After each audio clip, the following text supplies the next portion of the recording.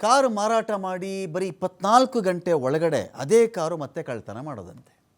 ಒಬ್ಬರಿಗೆ ಕಾರು ಮಾರಾಟ ಮಾಡ್ತೀನಿ ಅಂತ ಹೇಳಿ ಈ ಸೋಷಿಯಲ್ ಮೀಡಿಯಾದಲ್ಲಿ ಮಾರ್ಕೆಟ್ ಪ್ಲೇಸ್ ಅಂತ ಒಂದು ವಿಭಾಗ ಇದೆ. ಅದರಲ್ಲಿ ಯಾರಾದರೂ ಮಾರುವವರು ಕೊಂಡ್ಕೊಳ್ಳೋರು ಅದರಲ್ಲೆಲ್ಲ ವಿಸಿಟ್ ಮಾಡ್ತಾ ಇರ್ತಾರೆ. ಅದನ್ನು ಏನೋ ಒಂದು ವಸ್ತು ಬೇಕು ಅಂತ ಯಾರು ಅದನ್ನು ಮಾರ್ತಿರ್ತಾನೆ, ಇನ್ಯಾರಿಗೂ ಅದು ಬೇಕಾಗಿರುತ್ತೆ.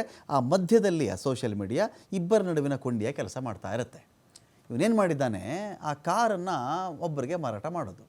ಆನಂತರದಲ್ಲಿ ಯಾರಿಗೆ ಮಾರಾಟ ಮಾಡಿದ್ನೋ ಅಲ್ಲೇ ಹೋಗಿ ಮತ್ತೆ ಕದ್ದುಬಿಟ್ಟು ಮತ್ತೆ ಮಾರ್ಕೆಟ್ ಪ್ಲೇಸಲ್ಲಿ ಅದನ್ನು ಹಾಕೋದು.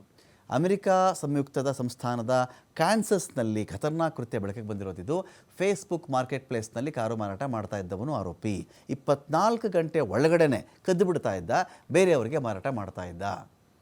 ಮಮಡೋವ್ ಡಿಯೆಲ್ಲೋ ಎಂಬಾತನೇ ಒಂದೇ ಕಾರನ್ನು 8 ಬಾರಿ ಮಾರಾಟ ಮಾಡಿರೋದು. 8 ಬಾರಿ ಮಾರಾಟ ಮಾಡಿದ್ದ ಅಂದರೆ ಹೆಚ್ಚು ಕಡಿಮೆ 7 ಬಾರಿ ಆದರೂ ಕದ್ದಿರ್ತಾನೆ, ಅಥವಾ 8ಕ್ಕೆ 8 ಬಾರಿನೂ ಕದ್ದಿರ್ತಾನೆ. ಮಾರುವ ಒಪ್ಪಂದ ಕಾನೂನುಬದ್ಧವಾಗಿ ಕಾಣುವಂತೆ ನಕಲಿ ದಾಖಲೆ ಸೃಷ್ಟಿ ಮಾಡ್ತಾ ಇದ್ದ. ಸದ್ಯ ಆರೋಪಿ ಮಮಡೋವ್ ಡಿಯೆಲ್ಲೋನನ್ನು ಸೆರೆ ಹಿಡಿದಿದ್ದಾರೆ ಕಾನ್ಸಸ್ ಪೊಲೀಸರು. ಖತರ್ನಾಕ್ ಪ್ಲಾನಿ ಒಂದು. ಕಾರನ್ನು ಖರೀದಿದಾರರಿಗೆ ಕೊಡೋಕ್ಕಿಂತ ಮುಂಚೆನೇ $1000 ಪಡ್ಕೊಂಡ್ಬಿಡ್ತಾ ಇದ್ದ ಇವನು. ಮಾರಾಟ ಮಾಡಿ 24 ಗಂಟೆ ಒಳಗಡೆ ಅಂದರೆ 7 ರಿಂದ 8 ಗಂಟೆಗಳಲ್ಲಿ ಮತ್ತೆ ಕದ್ದು ಬಿಡ್ತಾ ಇದ್ದ. ವಹಿವಾಟು ಪೂರ್ಣಗೊಳಿಸಲಿಕ್ಕೆ ಖರೀದಿದಾರರನ್ನು ಪರ್ಸ್ನಲಿ ಹೋಗಿ ಭೇಟಿ ಮಾಡ್ತಿದ್ದ, ವೈಯಕ್ತಿಕವಾಗಿ ಭೇಟಿ ಆಗ್ತಿದ್ದ ಇವನು. ಕಾರು ಕದ್ದು ಮಾಲೀಕರಿಗೆ ಹಣನೂ ಇಲ್ಲ, ಆ ಕಡೆ ಕಾರು ಇಲ್ಲಂತೆ ಮಾಡಿಬಿಡ್ತಾ ಇದ್ದ.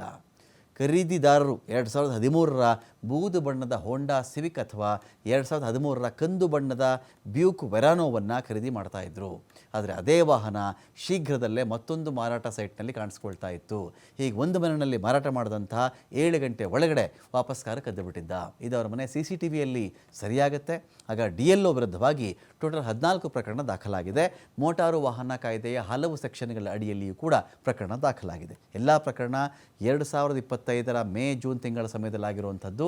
8 ಬಾರಿ ಮಾರಾಟ ಮಾಡಿದ್ದ ಈತನ ಬುದ್ಧಿವಂತಿಕೆಗೆ ಇದೀಗ ಚರ್ಚೆಗೆ ಗ್ರಾಸವಾಗಿದೆ.